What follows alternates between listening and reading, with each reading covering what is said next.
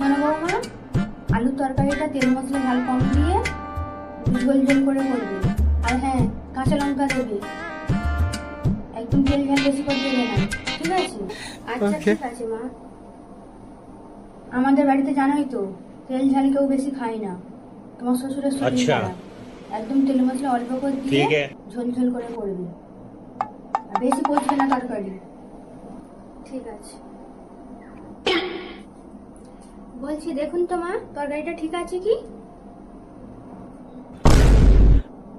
কি করেছে এটা? এইরকম হয়েছে কেন তরকারি? এরকম হলুদ হয়ে আছে, এ কি তরকারি হয়েছে? তুমি তরকারি করতে জানো না? কেন, আপনি তো এরকমই করতে বলেছেন। আপনি যেমন ভাবে বলেছিলেন কাঁচা লঙ্কা দিয়ে ঝাল মশলা কম করে দিয়ে যেমন ভাবে করতে বলেছেন তেমন ভাবে তো করেছি। কেন ঠিকঠাক হয়নি? সেটা দেখুন।